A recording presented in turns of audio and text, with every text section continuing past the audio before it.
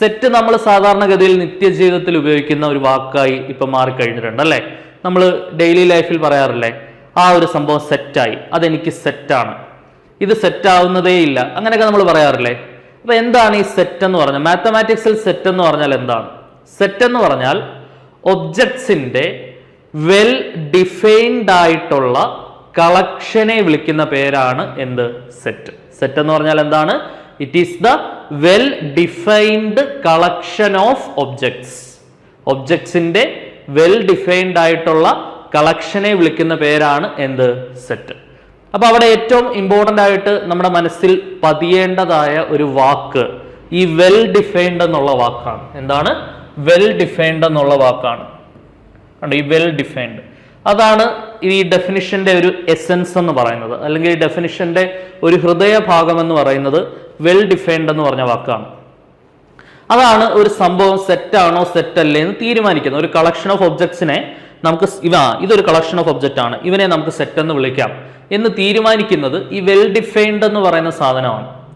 എല്ലാ collection of ഒബ്ജക്റ്റുകളും set അല്ല. Okay, അതായത് ഒരു ഉദാഹരണം പറയുകയാണെങ്കിൽ ONV കുറിപ്പ് എഴുതിയ കവിതകളുടെ സെറ്റ്, കവിതകളുടെ കളക്ഷൻ, അതിന്റെ ഒരു സെറ്റ്, അത് സെറ്റാണോ എന്ന് ചോദിച്ചാൽ എന്നോട് ചോദിച്ചാലും നിങ്ങളോട് ചോദിച്ചാലും ആരോട് ചോദിച്ചാലും ONV കുറിപ്പ് എഴുതിയ കവിതകൾ മാറുന്നില്ല. ONV കുറിപ്പ് എഴുതിയ കവിതകൾ ONV കുറിപ്പ് എഴുതിയ കവിതകൾ തന്നെയാണ്. എല്ലാവർക്കും ഒരേ ഉത്തരമാണ്, എല്ലാവർക്കും ഒരേ സെറ്റാണ്.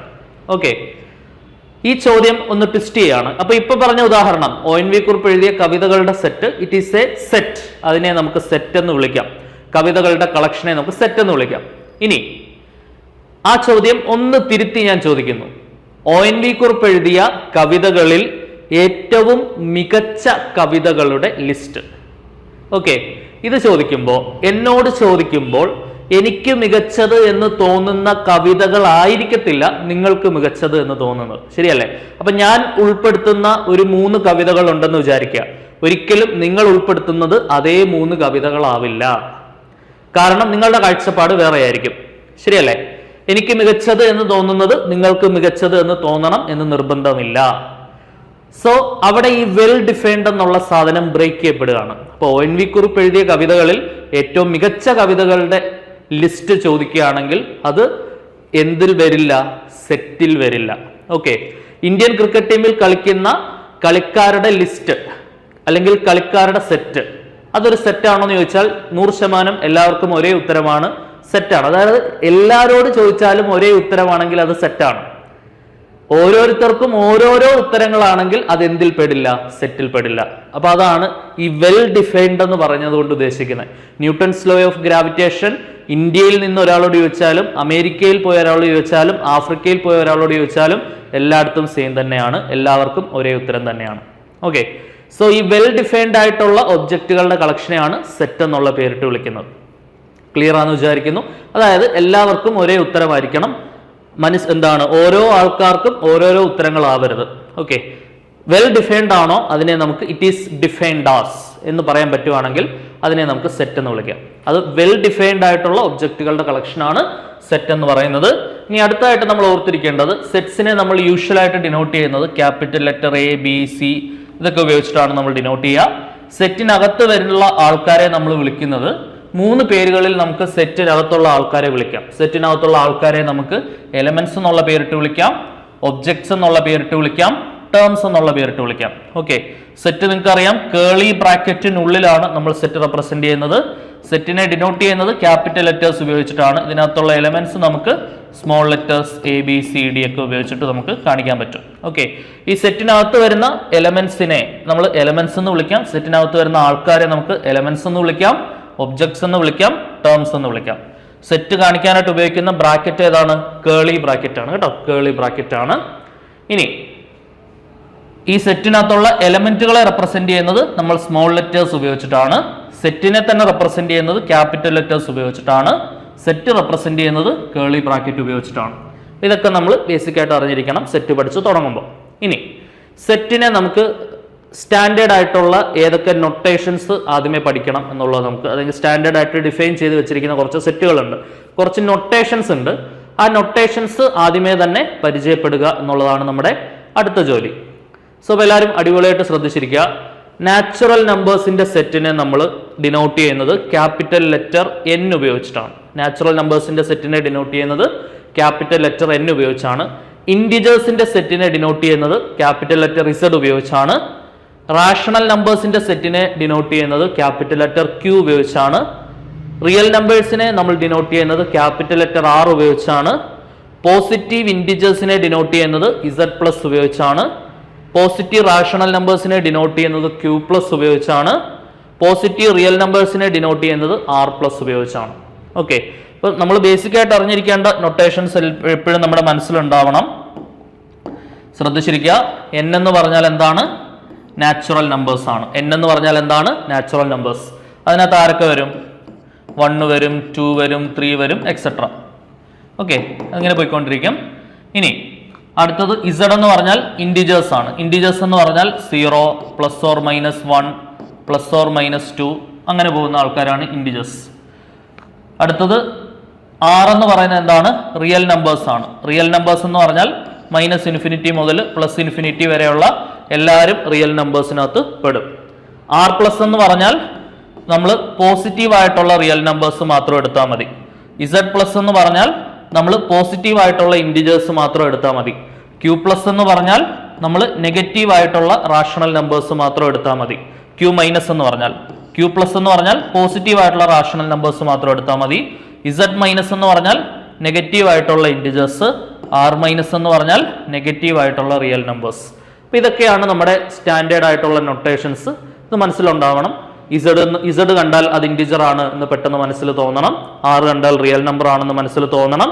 N കണ്ടാൽ നാച്ചുറൽ നമ്പർ ആണെന്ന് മനസ്സിൽ തോന്നണം. അപ്പൊ ഈ പറയുന്ന കാര്യങ്ങളൊക്കെ നമ്മുടെ മനസ്സിൽ ഉണ്ടാവണം. ക്ലിയർ ആണ് എന്ന് വിചാരിക്കുന്നു.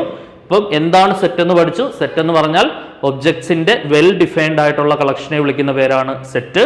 സെറ്റിനെ ഡിനോട്ട് ചെയ്യുന്നത് കേളി ബ്രാക്കറ്റ് ഉപയോഗിച്ചാണ്. സെറ്റിനെ നൊട്ടേറ്റ് ചെയ്യുന്നത് ക്യാപിറ്റൽ ലെറ്റേഴ്സ് ഉപയോഗിച്ചിട്ടാണ്. സെറ്റിനകത്തുള്ള എലമെന്റ്സിനെ നമ്മൾ നൊട്ടേറ്റ് ചെയ്യുന്നത് സ്മോൾ ലെറ്റർ ABCD ഒക്കെ ഉപയോഗിച്ചിട്ടാണ്.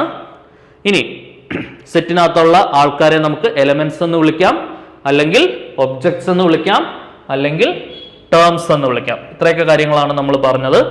ഇനി അടുത്തതായിട്ട് നമുക്ക് നോക്കാനുള്ളത് ഒരു സെറ്റിനെ ഏതൊക്കെ രീതിയിൽ നമുക്ക് റെപ്രസെന്റ് ചെയ്യാം എന്നതാണ് നമ്മൾ അടുത്ത പഠിക്കേണ്ടത്. How can we represent A set?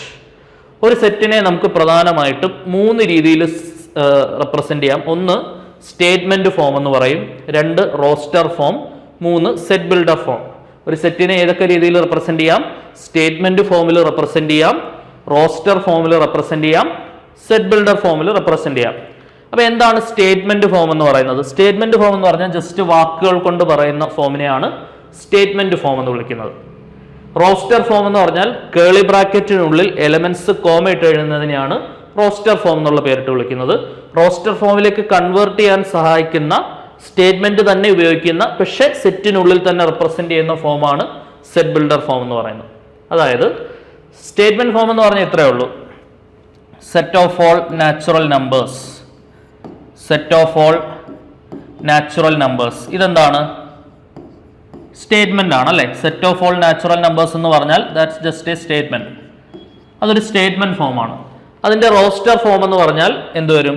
n is equal to set 1, 2, 3, 4 etcetera. ശരിയാണല്ലോ? ഇതാണ് അതിന്റെ റോസ്റ്റർ ഫോം എന്ന് പറയുന്നത്. ഇനി ഇതിന്റെ സെറ്റ് ബിൽഡർ ഫോം എന്ന് പറഞ്ഞാൽ സെറ്റ് ബിൽഡർ ഫോമും നമ്മൾ സെറ്റിനകത്ത് തന്നെയാണ് എഴുതുന്നത്. Set of all x such that. ഇതെങ്ങനെ വായിക്കണ്ടേ? സെറ്റ് ഓഫ് ഓൾ എക്സ് 2 കുത്തിട്ട് സച്ച് ദാറ്റ് എന്ന് വായിക്കണം. Set of all x such that x is a natural number. Set of all x such that x is a natural number. ഇതിപ്പോ ഏത് FOMAA? Set builder ഫോമാണ്. അതായത് സെറ്റിനെ ബിൽഡ് ചെയ്യാൻ, സെറ്റിനെ റോസ്റ്റർ ഫോം ആക്കി മാറ്റാൻ സഹായിക്കുന്ന ഫോമാണ് എന്തെന്ന് പറയുന്നത്? സെറ്റ് ബിൽഡർ ഫോം എന്ന് പറയുന്നത്. സെറ്റ് ബിൽഡർ ഫോമിൽ തന്നിട്ട് റോസ്റ്റർ ഫോമിലേക്ക് മാറ്റുന്നത് നമ്മൾ അടിപൊളിയായിട്ട് അറിഞ്ഞിരിക്കണം. അതായത് ഒരു സെറ്റ് ബിൽഡർ ഫോമിൽ തന്നു കഴിഞ്ഞാൽ അതിനെ നമ്മൾ എന്തിലേക്ക് മാറ്റാൻ അറിഞ്ഞിരിക്കണം? റോസ്റ്റർ ഫോമിലേക്ക് മാറ്റാനായിട്ട് അറിഞ്ഞിരിക്കണം. Okay, set of all x such that x is a natural number എന്ന് പറഞ്ഞാൽ നാച്ചുറൽ നമ്പറിന്റെ സെറ്റാണ് നമ്മൾ എഴുതേണ്ടത്. 1, 2, 3, 4 എക്സെട്ര. ഓക്കെ, ക്ലിയർ ആണെന്ന് വിചാരിക്കുന്നു. X is a natural number വേണമെങ്കിൽ ചുരുക്കി എഴുതാം. എക്സ് ബിലോങ്സ് ടു n എന്ന് കാണിച്ചാലും മതി. ഈ സിമ്പിൾ ഓർത്ത് വെക്കുക. ഇത് എലമെന്റ് ഓഫ് എന്ന് പറയും. എന്താണ്? എലമെന്റ് ഓഫ് അപ്പം X element of natural number എന്ന് വായിക്കാം, അല്ലെങ്കിൽ ഇത് തന്നെ നമ്മൾ ബിലോങ്സ് ടു എന്നും വായിക്കും. X belongs to natural number. Set of all x such that comma x is a natural number, അല്ലെങ്കിൽ x belongs to natural number എന്ന് ചുരുക്കി എഴുതിയാലും മതി. ഓക്കെ, അപ്പം എലമെന്റ് ഓഫ് നാച്ചുറൽ നമ്പർ എന്ന് ഇങ്ങനെ കാണിക്കാം. അപ്പോൾ ഒരു ഉദാഹരണം പറയുകയാണെങ്കിൽ ഒരു സെറ്റിനകത്ത് 1 2 3 ഉണ്ടെന്ന് വിചാരിക്കാം. ഓക്കെ, ഇത് എ സെറ്റ് ആണെന്ന് വെച്ചോളൂ. എ എന്ന് പറഞ്ഞ സെറ്റ് 1 2 3 ആണ്. ഈ സെറ്റിനകത്തുള്ള ഒരു എലമെന്റ് ആണ് 1. അപ്പൊ നമുക്ക് എന്തെഴുതാം? 1 എലമെന്റ് ഓഫ് എ എന്ന് എഴുതാം, അല്ലെ? 1 എലമെന്റ് ഓഫ് എ എന്ന് എഴുതാം. ഈ സെറ്റിനകത്ത് ഇല്ലാത്തൊരു എലമെന്റ് ആണ് 4. 4 എന്ന് പറഞ്ഞ സാധനം ഈ സെറ്റിനകത്ത് ഉണ്ടോ? ഇല്ല. അപ്പൊ 4 ഇങ്ങനെ എഴുതാം. എലമെന്റ് ഓഫ് എഴുതിയിട്ട് അത് വെട്ടണം. ഇതെങ്ങനെ വായിക്കും? നോട്ട് ആൻ എലമെന്റ് എന്ന് വായിക്കും, അല്ലെ? 4 not an element of A എന്ന് വായിക്കാം. ശരിയാണല്ലോ? 4 not an element of A. അപ്പൊ എലമെന്റ് ഓഫ് സിമ്പിളും നോട്ട് ആൻ എലമെന്റ് ഓഫ് സിമ്പിളും ഒന്ന് പരിചയപ്പെട്ടു വയ്ക്കാം. ക്ലിയർ ആണെന്ന് വിചാരിക്കുന്നു. അപ്പോൾ ഒരു സെറ്റിനെ നമുക്ക് 3 രീതിയിൽ റെപ്രസെന്റ് ചെയ്യാം. 1 statement form, 2 roster form, 3 set builder form. Set builder ഫോമിൽ തന്നിട്ട് റോസ്റ്റർ ഫോമിലേക്ക് കൺവേർട്ട് ചെയ്യാൻ നമ്മൾ അറിഞ്ഞിരിക്കണം. റോസ്റ്റർ ഫോമിൽ തന്നാൽ അതിന്റെ സെറ്റ് ബിൽഡർ ഫോം ചെയ്യാനും നമ്മൾ അറിഞ്ഞിരിക്കണം. ക്ലിയർ ആണ് എന്ന് വിചാരിക്കുന്നു. എന്താണ് റോസ്റ്റർ ഫോം എന്ന് ചോദിച്ചാൽ കേളി ബ്രാക്കറ്റിനുള്ളിൽ എലമെന്റുകളെ കോമ ഇട്ട് റെപ്രസെന്റ് ചെയ്യുന്ന ഫോമാണ് റോസ്റ്റർ ഫോം. റോസ്റ്റർ ഫോമിലേക്ക് എത്താൻ സഹായിക്കുന്ന വാക്കുകളിലൂടെ തന്നെ റെപ്രസെന്റ് ചെയ്യുന്ന, സ്റ്റേറ്റ്മെന്റ് ആയിട്ട് തന്നെ റെപ്രസെന്റ് ചെയ്യുന്ന, കേളി ബ്രാക്കറ്റിനുള്ളിൽ സ്റ്റേറ്റ്മെന്റ് ആയിട്ട് റെപ്രസെന്റ് ചെയ്യുന്ന ഫോമാണ് സെറ്റ് ബിൽഡർ ഫോം എന്ന് പറയുന്നത്. ക്ലിയർ ആണ് എന്ന് വിചാരിക്കുന്നു. കേളി ബ്രാക്കറ്റ് ഒന്നും ഇല്ലാണ്ട് ചുമ്മാ ഒരു സ്റ്റേറ്റ്മെന്റ് പറയുകയാണെങ്കിൽ ദാറ്റ് ഈസ് സ്റ്റേറ്റ്മെന്റ് ഫോം. ഇനി അടുത്ത നമ്മൾ ടൈപ്പ് ഓഫ് സെറ്റുകളെ കുറിച്ചാണ് അടുത്ത പഠിക്കേണ്ടത്. സെറ്റിനെ നമുക്ക് കുറച്ച് ക്ലാസിഫിക്കേഷൻ ഉണ്ട് സെറ്റിന്. അത് ഏതൊക്കെയാണ് എന്നാണ് നമ്മൾ നോക്കുന്നത്. അതിലെ ആദ്യത്തെ ക്ലാസിഫിക്കേഷൻ നോക്കാം. ഫസ്റ്റ് വൺ എന്താണ്? Empty set. എംപ്റ്റി സെറ്റ് എന്ന് പറഞ്ഞാൽ ഒരു സെറ്റിനകത്ത് ഒരു എലമെന്റ് പോലും ഇല്ലെങ്കിൽ ആ സെറ്റിനെ നമ്മൾ വിളിക്കുന്ന പേരാണ് എന്ത്? Empty set. എന്താണ്? ഒരു സെറ്റിനകത്ത് ഒരു എലമെന്റ് പോലും ഇല്ലെങ്കിൽ ആ സെറ്റിനെ ഏത് പേരിട്ട് വിളിക്കാം? എംപ്റ്റി സെറ്റ് എന്ന് വിളിക്കാം. എംപ്റ്റി സെറ്റിനെ ഡിനോട്ട് ചെയ്യുന്ന ലെറ്റേഴ്സ് ഓർത്ത് വെച്ചോണം. ഫൈ എന്നുള്ള ലെറ്റർ ഉപയോഗിച്ചിട്ട് നമുക്ക് എംപ്റ്റി സെറ്റ് ഡിനോട്ട് ചെയ്യാം. അല്ലെങ്കിൽ ഇതേപോലെ ചുമ്മാ ഒരു കേളി ബ്രാക്കറ്റ് വരയ്ക്കാം, അല്ലെ? ഇങ്ങനെ കേളി ബ്രാക്കറ്റ്, നടുക്ക് എലമെന്റ്സ് ഒന്നും ഇല്ലാണ്ട് ഇതേപോലെ വെറുതെ കേളി ബ്രാക്കറ്റ് വരച്ചിടുകയാണെങ്കിൽ ഇത് നമുക്ക് എംപ്റ്റി സെറ്റ് എന്ന് വായിക്കാം. എംപ്റ്റി സെറ്റിനെ ഡിനോട്ട് ചെയ്യുന്ന സ്റ്റാൻഡേർഡ് ആയിട്ടുള്ള ലെറ്റർ ഓർത്ത് വയ്ക്കുക. ഫൈ എന്ന് പറയുന്ന ലെറ്റർ ഉപയോഗിച്ചിട്ടാണ് നമ്മൾ എന്ത് കാണിക്കുന്നത്? എംപ്റ്റി സെറ്റ് കാണിക്കുന്നത്. ഓക്കെ, എംപ്റ്റി സെറ്റ് എന്താണെന്ന് ചോദിച്ചാൽ ഒരു സെറ്റിനകത്ത് ഒരു എലമെന്റ് പോലും ഇല്ലെങ്കിൽ, number of elements in a set 0 ആണെങ്കിൽ ആ സെറ്റിനെ വിളിക്കുന്ന പേരാണ് എന്ത്? Empty set. ശ്രദ്ധിച്ചിരിക്കണേ, നമ്പർ ഓഫ് എലമെന്റ്സ് 0 ആണെങ്കിൽ ആ സെറ്റിനെ വിളിക്കുന്ന പേരാണ് എന്ത്? എംപ്റ്റി സെറ്റ്, അല്ലെ? നമ്പർ ഓഫ് എലമെന്റ്സ് 0 ആണെങ്കിൽ ആ സെറ്റിനെ വിളിക്കുന്ന പേരാണ് എംപ്റ്റി സെറ്റ്. അതായത് നമ്പർ ഓഫ് എലമെന്റ്സ് എന്തായിരിക്കും? 0 ആയിരിക്കും. Number of elements is equal to 0 ആയിരിക്കും. Okay, a set which does not contain any element is called empty set. Empty സെറ്റിനെ വിളിക്കുന്ന മറ്റുള്ള പേരുകളും കൂടെ ഓർത്തു വെക്കുക. എംപ്റ്റി സെറ്റിനെ നമുക്ക് നൾ സെറ്റ് എന്ന് വിളിക്കാം, അല്ലെങ്കിൽ വോയിഡ് സെറ്റ് എന്ന് വിളിക്കാം. ശ്രദ്ധിച്ചിരിക്കണേ, എംപ്റ്റി സെറ്റിനെ വിളിക്കുന്ന മറ്റു പേരുകൾ എന്തൊക്കെയാണ്? Empty set is also called null set അല്ലെങ്കിൽ വോയിഡ് സെറ്റ്. അപ്പോൾ ഒരു എലമെന്റ് പോലും ഇല്ലാത്ത സെറ്റിനെ വിളിക്കുന്ന പേരാണ് എംപ്റ്റി സെറ്റ്. എംപ്റ്റി സെറ്റിനെ വിളിക്കുന്ന മറ്റു പേരുകളോട് ഓർത്തു വെക്കുക. എംപ്റ്റി സെറ്റിനെ നമുക്ക് നൾ സെറ്റ് എന്ന് വിളിക്കാം, അല്ലെങ്കിൽ എംപ്റ്റി സെറ്റിനെ വോയിഡ് സെറ്റ് എന്ന് വിളിക്കാം. ഓക്കെ ആണെന്ന് വിചാരിക്കുന്നു. അതിനെ ഡിനോട്ട് ചെയ്യുന്നത് ഫൈ എന്ന് പറയുന്ന ലെറ്റർ ഉപയോഗിച്ചിട്ടാണ്. ഇനി രണ്ടാമത്തെ ക്ലാസിഫിക്കേഷൻ ആണ് ഫൈനൈറ്റും ഇൻഫൈനൈറ്റും. അപ്പൊ എന്താണ് ഈ പറയുന്ന ഫൈനൈറ്റ് സെറ്റ്, ഇൻഫൈനൈറ്റ് സെറ്റ് എന്നുള്ളതാണ് നമ്മൾ അടുത്ത പഠിക്കേണ്ടത്. ഫൈനൈറ്റ് സെറ്റ് എന്ന് പറഞ്ഞാൽ ഒരു സെറ്റിനകത്തുള്ള എലമെന്റുകളുടെ എണ്ണം കൗണ്ടബിൾ ആണ് എങ്കിൽ, നമുക്ക് എണ്ണിയെടുക്കാൻ പറ്റുമെങ്കിൽ അതിനെ നമുക്ക് ഫൈനൈറ്റ് സെറ്റ് എന്ന് വിളിക്കാം. ഓക്കെ, ഉദാഹരണം ഇപ്പം A is equal to set 1 2 3. ഇതിനകത്ത് എൻ ഓഫ് എ എന്താണ്? എൻ ഓഫ് എ എന്ന് പറഞ്ഞാൽ ഇതെങ്ങനെ വായിക്കണം? എൻ ഓഫ് എ എന്ന് വായിക്കണം. അതിന്റെ അർത്ഥം ഇതാണ്, number of elements in the set A. A എന്ന് പറഞ്ഞ സെറ്റിലുള്ള എലമെന്റുകളുടെ എണ്ണം. എ എന്ന് പറഞ്ഞ സെറ്റിനകത്ത് എത്ര എലമെന്റുകളുണ്ട്? 1 2 3 എലമെന്റുകളുണ്ട്, അല്ലെ? So number of elements in the set എന്ന് പറഞ്ഞാൽ എത്രയാണ്? 3. ഇത് നമുക്ക് എണ്ണി എടുക്കാമല്ലോ. അതേപോലെ ഇപ്പം ഈ എ സെറ്റിനകത്ത് 100 എലമെന്റ്സ് ഉണ്ട് എന്ന് വെച്ചോളൂ. അപ്പൊ n of A is equal to നമുക്ക് 100 എന്ന് എഴുതാൻ പറ്റും. ശരിയാണല്ലോ? അതായത് നമ്പർ ഓഫ് എലമെന്റ്സ് കൗണ്ടബിൾ ആണെങ്കിൽ ആ സെറ്റിനെ നമ്മൾ വിളിക്കുന്ന പേരാണ് ഫൈനൈറ്റ് സെറ്റ്. ഓക്കെ, അവിടെ ഒരു ചോദ്യമുണ്ട്. ഈ ലോകത്തുള്ള മുഴുവൻ ട്രീസിന്റെ സെറ്റ്, എല്ലാ മരങ്ങളുടെയും സെറ്റ് ഫൈനൈറ്റ് ആണോ എന്ന് ചോദിച്ചു കഴിഞ്ഞാൽ നമ്മൾ നോർമലി ഇങ്ങനെ ആലോചിക്കും, ഈ മരങ്ങളുടെ എണ്ണം നമുക്ക് എണ്ണിയെടുക്കാൻ പറ്റില്ലല്ലോ, അപ്പൊ അതെങ്ങനെയാണ് ഫൈനൈറ്റിൽ വരിക എന്നിങ്ങനെ നോർമലി ആലോചിക്കും. ശരിയല്ലേ? ഒരിക്കലും അങ്ങനെ ആലോചിക്കരുത്. മരങ്ങളുടെ എണ്ണമായാലും മൺതരികളുടെ എണ്ണമായാലും അതെല്ലാം എന്ത് തന്നെയാണ്? ഫൈനൈറ്റിൽ തന്നെയാണ് വരുന്നത്. അതെല്ലാം ഇപ്പൊ മരങ്ങളുടെ എണ്ണം സംതിങ് ബില്യൺ ആണ് എന്നൊക്കെ കണ്ടുപിടുത്തങ്ങളുണ്ട്. ഓക്കെ, അതൊക്കെ എണ്ണാൻ പറ്റുന്ന സംഭവങ്ങളാണ്. നമ്മളെ കൊണ്ട് എണ്ണാൻ പറ്റുമോ എന്നുള്ളതല്ല, എങ്ങനെങ്കിലും എണ്ണാൻ പറ്റുന്ന സംഭവങ്ങളൊക്കെ ആയിരിക്കാം അത്. ഓക്കെ, അപ്പൊ അതൊക്കെ എന്തിൽ തന്നെ പെടുന്നതാണ്?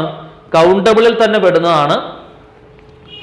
ഈ ഇൻഫൈനൈറ്റ് എന്ന് വരുന്ന സാധനം, അല്ലെങ്കിൽ എന്താണ് ഇൻഫൈനൈറ്റ് സെറ്റ് എന്ന് പറയുന്നത്, ഒരു എക്സാമ്പിൾ പറയാൻ എളുപ്പമാണ്. Set of all natural number. Natural നമ്പറിന്റെ സെറ്റ് എന്തിൽ വരുന്നതാണ്? This is an infinite set. കാരണം നാച്ചുറൽ നമ്പർ നമുക്ക് എന്ത് ചെയ്യാൻ പറ്റില്ല? എണ്ണിയെടുക്കാൻ പറ്റില്ല. 1 2 3 4 എവിടം വരെ എണ്ണിക്കൊണ്ടിരിക്കും? അതങ്ങ് ഇൻഫിനിറ്റി വരെ പോകുന്നതാണ്. അപ്പൊ അത് ഇൻഫൈനൈറ്റ് സെറ്റ് ആണ്. Set of all real numbers, അതൊരു ഇൻഫൈനൈറ്റ് സെറ്റ് ആണ്. ശരിയല്ലേ? Set of all real numbers infinite set ആണ്. Set of all odd numbers, odd നമ്പേഴ്സിന്റെ സെറ്റ് ഇൻഫൈനൈറ്റ് സെറ്റ് ആണ്. Set of all even numbers, even നമ്പേഴ്സിന്റെ set infinite set ആണ്. Okay, അപ്പം ഈ ഇൻഫൈനൈറ്റ് സെറ്റ് ആണോ അല്ലേ എന്നുള്ളത് എങ്ങനെയാണ് മനസ്സിലാക്കുക? എണ്ണിയെടുക്കാൻ പറ്റുമെങ്കിൽ അത് ഫൈനൈറ്റ് ആണ്, എണ്ണിയെടുക്കാൻ പറ്റത്തില്ല, അങ്ങ് ഇൻഫിനിറ്റി വരെ പോകുന്ന സെറ്റുകളാണെങ്കിൽ അത് ഇൻഫൈനൈറ്റ് സെറ്റും ആണ്. ക്ലിയർ ആണെന്ന് വിചാരിക്കുന്നു. ഡെഫിനിഷൻ നോക്കിയോളൂ. A set which is empty, empty ആണെങ്കിലും അത് എന്തായിട്ട് തന്നെയാണ് കൺസിഡർ ചെയ്യുന്നത്? ഫൈനൈറ്റ് ആയിട്ട് തന്നെയാണ് കൺസിഡർ ചെയ്യുന്നത്. A set which is empty or consist a definite number of elements is called finite. Okay, ഇനി അതർവൈസ് എണ്ണിയെടുക്കാൻ പറ്റാത്തതാണെങ്കിൽ ഇറ്റ് ഈസ് കോൾഡ് എന്താണ്? ഇൻഫൈനൈറ്റ്. അതർവൈസ് കോൾഡ് എന്താണ്? ഇൻഫൈനൈറ്റ്. അതർവൈസ് നമ്മൾ അതിനെ ഏത് പേരിട്ട് വിളിക്കും? ഇൻഫൈനൈറ്റ് എന്നുള്ള പേരിട്ട് വിളിക്കും. ഓക്കെ ആണെന്ന് വിചാരിക്കുന്നു. അപ്പൊ എന്താണ് ഫൈനൈറ്റ് സെറ്റ്, എന്താണ് ഇൻഫൈനൈറ്റ് സെറ്റ്, എന്താണ് എംപ്റ്റി സെറ്റ്? ഈ 3 കാര്യങ്ങളാണ് നമ്മൾ പഠിച്ചത്. ഇനി അടുത്ത ക്ലാസിഫിക്കേഷൻ നോക്കോളൂ. എന്താണ് ഈക്വൽ സെറ്റും ഇക്വലന്റ് സെറ്റും സിംഗിൾട്ടൺ സെറ്റും? വളരെ ഇമ്പോർട്ടൻ്റ് ആണ്. ഈക്വൽ സെറ്റ് എന്ന് പറഞ്ഞാൽ രണ്ട് സെറ്റിനകത്ത് എലമെന്റുകളുടെ എണ്ണം സെയിം ആണെങ്കിൽ, ആ എലമെന്റുകൾ പരസ്പരം സെയിമുമാണെങ്കിൽ അതിനെ വിളിക്കുന്ന പേരാണ് ഈക്വൽ സെറ്റ്. ശ്രദ്ധിച്ചിരിക്കണേ. ഈക്വൽ സെറ്റ് എന്ന് പറഞ്ഞാൽ എന്താണ്? ഉദാഹരണം, ഇപ്പൊ എ എന്ന് പറയുന്ന സെറ്റ് 1 2 3 ആണ്. ഇതൊരു ബി എന്ന് പറഞ്ഞ സെറ്റിന് ഈക്വൽ ആവണമെങ്കിൽ ഈ ബിയും 1 2 3 തന്നെ ആയാലേ അത് ഈക്വൽ ആവുള്ളൂ. എ ഈക്വൽ ടു ബി എന്ന് നമുക്ക് എഴുതാൻ പറ്റുള്ളൂ. ഓക്കെ, രണ്ട് സെറ്റുകൾ ഈക്വൽ ആവണം എന്നുണ്ടെങ്കിൽ ഇതിനകത്തുള്ള എലമെന്റുകൾ പരസ്പരം എന്തായിരിക്കണം? സെയിം ആയിരിക്കണം. എലമെന്റുകൾ പരസ്പരം സെയിം ആയിരിക്കണം. 2 sets A and B are said to be equal if they have same elements. കണ്ടോ? എലമെന്റുകൾ പരസ്പരം സെയിം ആയിരിക്കണം. ഇവിടെ 1 2 3 ആണെങ്കിൽ അപ്പുറത്തും 1 2 3 തന്നെ ആയിരിക്കണം. അങ്ങനെയാണെങ്കിൽ we write A equal to B. Otherwise the sets are said to be unequal. ഇവിടെ ഒരു 4 കൂടെ ഉണ്ടെന്ന് വെച്ചോളൂ. ശ്രദ്ധിച്ചിരിക്കണേ. ഇവിടെ ഒരു 4 കൂടെ ഉണ്ടെങ്കിൽ നമ്മൾ ആ സെറ്റിനെ വിളിക്കുന്ന പേരെന്താണ്? അൺഈക്വൽ സെറ്റ്സ് എന്നാണ്. അല്ലേ? ഇവിടെ എക്സ്ട്രാ ആയിട്ട് ഒരു 4 കൂടെ ഉണ്ടെങ്കിൽ അതെന്തായി? അൺഈക്വൽ ആയി. ശരിയാണല്ലോ? കാരണം ഇവിടെ ഇപ്പൊ നമുക്ക് എ ഈക്വൽ ടു ബി എന്ന് എഴുതാൻ പറ്റില്ല. A not equal to B ആണ്. കാരണം 4 എന്ന് പറഞ്ഞ എലമെന്റ് എവിടെ ഇല്ല? 4 not an element of A ആണ്. അല്ലെ? 4 not an element of A ആണ്. അപ്പൊ അതുകൊണ്ട് നമുക്ക് എന്ത് പറയാം? എ എന്ന് പറയുന്ന സെറ്റ് ബി എന്ന് പറയുന്ന സെറ്റിന് ഈക്വൽ അല്ല എന്ന് നമുക്ക് പറയാൻ പറ്റും. ഓക്കെ, അപ്പം എന്താണ് ഈക്വലും അൺഈക്വലും? രണ്ട് സെറ്റുകൾ എയും ബിയും ഈക്വൽ ആണ് എന്ന് പറയണമെന്നുണ്ടെങ്കിൽ എലമെന്റുകൾ പരസ്പരം സെയിം ആയിരിക്കണം. അപ്പൊ ഈക്വൽ അല്ലാത്ത കണ്ടീഷൻ എന്താണ്? ഏതെങ്കിലും ഒരു എലമെന്റ് എ സെറ്റിലുള്ള ഏതെങ്കിലും ഒരു എലമെന്റ് ബി സെറ്റിൽ ഇല്ലെങ്കിലോ, അല്ലെങ്കിൽ ബി സെറ്റിലുള്ള ഏതെങ്കിലും ഒരു എലമെന്റ് എ സെറ്റിൽ ഇല്ലെങ്കിലോ അതെന്തായി? അൺഈക്വൽ ആയി. ഓക്കെ, ഇനി അടുത്തത് ഇമ്പോർട്ടൻ്റ് ആണ്, പരീക്ഷയ്ക്ക് ചോദ്യം വരാൻ സാധ്യതയുള്ള ടോപ്പിക്കാണ് ഇക്വലന്റ് സെറ്റ്. ഇക്വലന്റ് സെറ്റ് എന്ന് പറഞ്ഞാൽ എലമെന്റുകൾ പരസ്പരം സെയിം ആവണം എന്ന് നിർബന്ധമില്ല. നമ്പർ ഓഫ് എലമെന്റുകൾ സെയിം ആയാൽ മതി. ഓക്കെ, അതായത് ഇപ്പൊ എ എന്ന് പറയുന്ന സെറ്റ് ഒരു 1 2 3 ആണെന്ന് വെച്ചോളൂ. ബി എന്ന് പറയുന്ന സെറ്റ് ഒരു 4 5 6 ആണ് എന്ന് വെച്ചോളൂ. ഓക്കെ, എ എന്ന് പറയുന്നത് 1 2 3, ബി എന്ന് പറയുന്നത് 4 5 6. ഇവിടെ തീർച്ചയായിട്ടും നമുക്ക് പറയാം എ എന്ന് പറയുന്ന സെറ്റ് എന്തിന് ഈക്വൽ അല്ല? എ എന്ന് പറയുന്ന സെറ്റ് ബി സെറ്റിന് ഈക്വൽ അല്ല. കാരണം എയിലുള്ള എലമെന്റുകളല്ല ബിയിലുള്ളത്. അപ്പൊ അത് ഈക്വൽ അല്ല, അത് അൺഈക്വൽ സെറ്റ്സ് ആണ്. പക്ഷേ ഇത് ഇക്വലന്റ് സെറ്റുകളാണ്. അതായത് ഏക്കകത്തുള്ള എലമെന്റുകളുടെ എണ്ണം എത്രയാണ്? n ഓഫ് എ എന്ന് പറഞ്ഞാൽ എത്ര? n ഓഫ് എ എന്ന് പറഞ്ഞാൽ ഏക്കകത്തുള്ള എലമെന്റുകളുടെ എണ്ണം 3 ആണ്. n ഓഫ് ബി എന്ന് പറഞ്ഞാലോ ബിക്കകത്തുള്ള എലമെന്റുകളുടെ എണ്ണം എത്ര? അത് 3 തന്നെയാണ്. ശരിയല്ലേ? എ സെറ്റിനകത്ത് 3 എലമെന്റുകളുണ്ട്, ബി സെറ്റിനകത്തും 3 എലമെന്റുകളുണ്ട്. ശരിയാണല്ലോ? അപ്പൊ ഇത് 3 സെയിമാ. അതായത് n of A is equal to n of B ആണ്, പക്ഷെ A not equal to B ആണ്. ഇങ്ങനെയുള്ള സെറ്റുകളെ നമ്മൾ വിളിക്കുന്ന പേരാണ് എന്ത്? Equivalent set. n ഓഫ് എയും n ഓഫ് ബിയും സെയിം ആയിരിക്കും, പക്ഷെ എയും ബിയും സെയിം ആവില്ല. അങ്ങനെയുള്ള സെറ്റാണ് എന്തെന്ന് പറയുന്നത്? Equivalent set. എന്താണ് ഇക്വലന്റ് സെറ്റ്? ക്ലിയർ ആണെന്ന് വിചാരിക്കുന്നു. n ഓഫ് എയും n ഓഫ് ബിയും സെയിം ആവും, അവിടെ A not equal to B ആയിരിക്കും. നമ്പർ ഓഫ് എലമെന്റ് മാത്രം സെയിം ആയാൽ മതി, എലമെന്റുകൾ പരസ്പരം സെയിം ആവണമെന്ന് നിർബന്ധമില്ല. അത്തരത്തിലുള്ള സെറ്റുകളാണ് ഈക്വൽ സെറ്റ്. ക്ലിയർ ആണ് എന്ന് വിചാരിക്കുന്നു. ഇനി അടുത്തതാണ് സിംഗിൾട്ടൺ സെറ്റ്. സിംഗിൾട്ടൺ സെറ്റ് എന്ന് പറഞ്ഞാൽ എന്താണ്? ഒരു സെറ്റിനകത്ത് ഒരു എലമെന്റ് മാത്രമേ ഉള്ളെങ്കിൽ അത്തരത്തിലുള്ള സെറ്റുകളെ വിളിക്കുന്ന പേരാണ് സിംഗിൾട്ടൺ സെറ്റ്. സിംഗിൾട്ടൺ സെറ്റ് എന്ന് പറഞ്ഞാൽ contain only one element. Only one element, ഒരു എലമെന്റ് മാത്രമുള്ള സെറ്റിനെ വിളിക്കുന്ന പേരാണ് എന്ത്? Singleton set. സിംഗിൾട്ടൺ സെറ്റ് എന്ന് പറഞ്ഞാൽ ഓൺലി വൺ എലമെന്റ്. ഇപ്പൊ ഉദാഹരണം, ഇപ്പൊ സെറ്റ് 6 എ എന്ന് പറഞ്ഞാൽ സെറ്റ് 6 ആണ്. n ഓഫ് എ എന്ന് പറഞ്ഞാൽ ഏക്കകത്ത് എത്ര എലമെന്റ് ഉണ്ട്? ഒരു എലമെന്റ് ഉണ്ട്. അങ്ങനെയാണെങ്കിൽ A is a singleton set എന്ന് വിളിക്കാം. A is a singleton set. എന്താണ്? Singleton set. ഇപ്പൊ ഒരു സെറ്റ് എപ്പോഴാണ് സിംഗിൾട്ടൺ സെറ്റ് ആവുക? ഒരു സെറ്റിനകത്ത് ഒരു എലമെന്റ് മാത്രമേ ഉള്ളെങ്കിൽ ആ സെറ്റിനെ വിളിക്കുന്ന പേരാണ് എന്ത്? Singleton set. If A set A has only one element then we call it as a singleton set. ഒരു സെറ്റിനകത്ത് ഒരു എലമെന്റ് മാത്രമേ ഉള്ളെങ്കിൽ ആ സെറ്റിനെ നമുക്ക് ഏത് പേരിട്ട് വിളിക്കാം? സിംഗിൾട്ടൺ സെറ്റ് എന്നുള്ള പേരിട്ട് വിളിക്കാം. ഉദാഹരണം, സെറ്റിനുള്ളിൽ ഒരു എലമെന്റ് എ എന്ന് പറഞ്ഞ ഒരു എലമെന്റ് മാത്രമേ ഉള്ളെങ്കിൽ ആ സെറ്റിനെ ഏത് പേരിട്ട് വിളിക്കാം? സിംഗിൾട്ടൺ സെറ്റ് എന്നുള്ള പേരിട്ട് വിളിക്കാം. ക്ലിയർ ആണെന്ന് വിചാരിക്കുന്നു. അപ്പൊ ഈ സ്ലൈഡിൽ നമ്മൾ എന്തൊക്കെ പഠിച്ചു? എന്താണ് ഈക്വൽ സെറ്റ്? ഈക്വൽ സെറ്റ് ആവണമെങ്കിൽ, ഒരു സെറ്റ് മറ്റൊരു സെറ്റിന് ഈക്വൽ ആവണമെങ്കിൽ എലമെന്റുകൾ പരസ്പരം സെയിം ആയിരിക്കണം. ശരിയാണല്ലോ? ഇനി പരസ്പരം സെയിം അല്ലാത്ത പക്ഷം അത് അൺഈക്വൽ സെറ്റ് ആവും.